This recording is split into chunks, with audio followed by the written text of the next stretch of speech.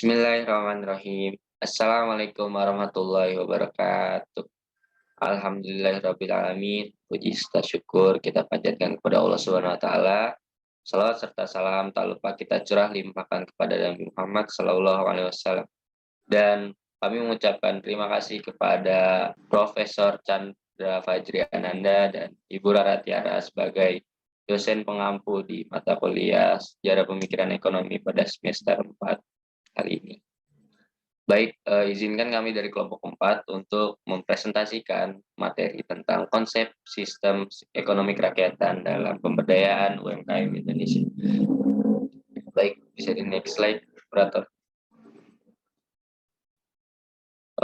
Baik, perkenalkan, ini adalah anggota dari kelompok 4, yaitu pertama ada Faza Fijatullah Alfi. Yaitu juga ada saya, Muhammad Rafi Sumadiguna. Ada saya, Konita Rifda Zahira. Kemudian saya Siti Riza.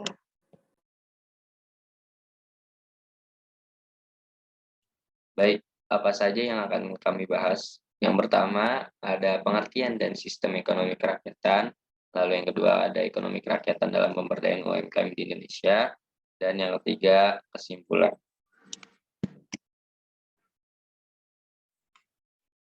Baik, yang pertama pengertian dan sistem ekonomi kerakyatan. Apa itu ekonomi? Nah, sistem ekonomi merupakan seperangkat komponen yang disusun secara sistematis untuk mengatur seluruh kegiatan ekonomi masyarakat dengan tujuan mencapai kesejahteraan. Menurut Budianto, sistem ekonomi adalah sistem sosial masyarakatan yang bertujuan untuk mencapai kemakmuran. Suatu negara memperlakukan suatu sistem ekonomi didasarkan pada prinsip-prinsip yang dianut sehingga bersifat khas dan menjadi pembeda dengan sistem ekonomi negara lain. Ya. Lalu, apa itu ekonomi kerakyatan sendiri? Ekonomi kerakyatan Indonesia saat ini merupakan subsistem dari ekonomi Pancasila. Pada sistem ekonomi Pancasila menekankan pada 5 sila, yaitu bermoral, manusiawi, nasionalis, demokratis, dan berkeadilan. Maka sistem ekonomi kerakyatan lebih menekankan pada sila keempat, yaitu demokratis. Lalu sistem ekonomi kerakyatan berasaskan pada kekeluargaan, demokratis, dan berkeadilan, mendorong rakyat Indonesia untuk ikut serta dalam kepemilikan modal dan sebagai pengendali perekonomian. Lalu bagaimana sistem ekonomi kerakyatan? Nah, sistem ekonomi kerakyatan sendiri merupakan wujud dari perekonomian yang berbasis rakyat, yaitu perekonomian yang fokus pada kepentingan rakyat dan merupakan inti dari pasal 33 UUD 1945. Dalam pasal 33 ini menunjukkan bahwa yang mendasari demokrasi ekonomi adalah keutamaan dalam mewujudkan kemakmuran dan kesejahteraan rakyat umum, bukan kemakmuran dan kesejahteraan orang pribadi atau golongan tertentu. Lalu, bagaimana konsep dari sistem ekonomi kerakyatan? Konsep dari sistem ekonomi kerakyatan ini berbasis pada kedaulatan rakyat, yaitu kekuatan ekonomi yang ada di tangan rakyat. Dalam prinsip demokrasi ekonomi dapat diartikan bahwa tidak semua dikuasai rakyat, tetapi pemerintah juga memiliki kewenangan terkait penyusunan kebijakan-kebijakan ekonomi dengan tujuan untuk mewujudkan keadilan sosial melalui pemberdayaan masyarakat. Bisa di next, operator. Baik, yang selanjutnya akan dijelaskan oleh teman saya, kepadanya dipersilakan. Baik, terima kasih Faza. Selanjutnya adalah ekonomi kerakyatan dalam pemberdayaan UMKM di Indonesia. Di Indonesia, sistem perekonomian kerakyatan mulai diterapkan ketika adanya era reformasi di tahun 1998. Pemerintah pusat melalui ketetapan Majelis Permusyawaratan Rakyat Republik Indonesia nomor 4 MPR 1999 tentang garis-garis besar haluan negara menyatakan bahwa sistem ekonomi kerakyatan sebagai sistem perekonomian Indonesia. Penerapan dari sistem ekonomi kerakyatan bertujuan meningkatkan kemakmuran dan kesejahteraan ekonomi masyarakat secara keseluruhan dengan aktif mengikut sertakan seluruh masyarakat dalam proses pembangunan nasional yang demokratis, berpihak pada rakyat, dan berkeadilan sosial bagi seluruh masyarakat. Pada sistem ekonomi kerakyatan, masyarakat berperan penting untuk ikut aktif berperan dalam setiap kegiatan di sektor ekonomi. Sedangkan pemerintah berperan dalam membentuk iklim ekonomi yang demokratis dan adil bagi perkembangan dan keberlanjutan dunia industri dan usaha. Oke, operator bisa tolong di next. Selanjutnya, prinsip dasar ekonomi kerakyatan secara yuridis dalam pasal 33 Undang-Undang Dasar 1945 adalah prinsip kekeluargaan, prinsip keadilan, prinsip pemerataan pendapatan, prinsip keseimbangan, dan prinsip kerjasama atau jaringan. Kemudian, ekonomi kerakyatan ini merupakan sistem perekonomian yang berdasar pada kedaulatan rakyat. Kegiatan ekonomi yang dilakukan masyarakat dengan mengimplementasikan sistem ekonomi kerakyatan dapat direalisasikan dalam sektor usaha mikro, kecil, dan menengah atau UMKM. Kebanyakan UMKM mengolah sumber daya lokal yang ada di lingkungan sekitar dengan memberdayakan masyarakat sekitar untuk mencapai kemakmuran dan kesejahteraan bersama. Kemudian UMKM ini juga memiliki daya saing yang tinggi, yaitu bersifat fleksibel dan memiliki produktivitas yang tinggi. Kebijakan pembangunan ekonomi kerakyatan yang didukung dengan adanya peraturan dan perundang-undangan yang berlaku akan mampu mengembangkan sektor UMKM dalam upaya mewujudkan keadilan dan kesejahteraan rakyat. Bisa di next.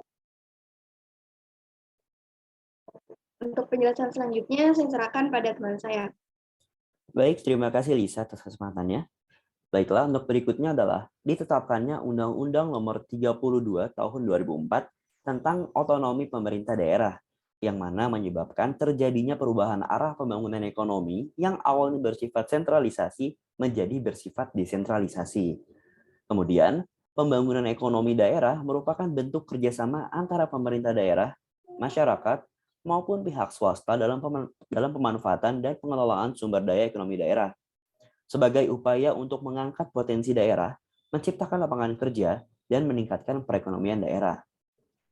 Berikutnya adalah permasalahan dalam pembangunan ekonomi daerah adalah terjadinya ketimpangan dalam pembangunan ekonomi, investasi tidak merata, rendahnya mobilitas faktor produksi, sumber daya alam yang berbeda di setiap daerah, demografi yang berbeda, dan perdagangan antar daerah kurang berjalan lancar. Permasalahan tersebut dapat diminimalisir apabila beberapa pihak seperti pemerintah, masyarakat, stakeholder, dan pihak swasta saling bekerja sama yang dilandasi dengan semangat dalam mewujudkan sistem ekonomi kerakyatan dan semangat kebersamaan mengembangkan dan memajukan pembangunan ekonomi daerah. Bisa di next. UMKM merupakan usaha ekonomi produktif yang dikelola dan dikembangkan oleh badan usaha atau perorangan dengan tujuan membangun perekonomian nasional yang didasarkan pada perikeadilan dan berasas demokrasi ekonomi.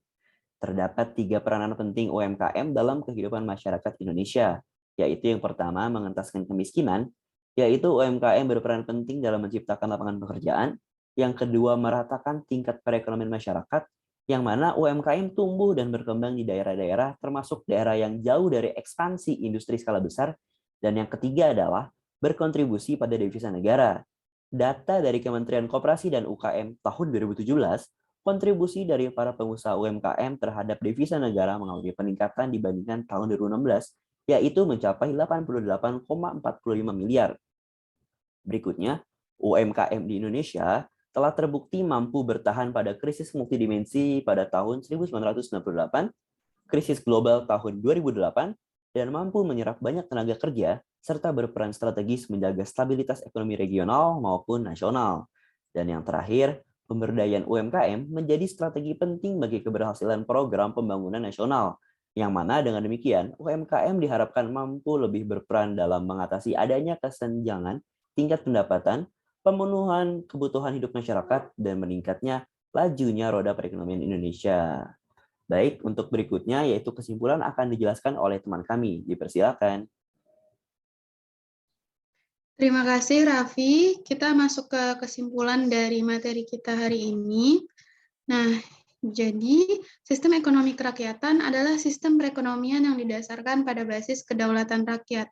Berlakunya otonomi daerah saat ini, maka konsep sistem ekonomi pemberdayaan UMKM yang berdasar pada sistem ekonomi kerakyatan sudah harus menjadi prioritas dalam meningkatkan pembangunan nasional.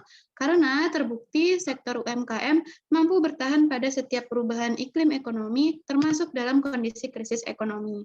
Peran pemerintah daerah maupun pemerintah pusat dalam membuat kebijakan terkait pemberdayaan UMKM perlu memperhatikan lagi prinsip-prinsip sistem ekonomi yang berlaku.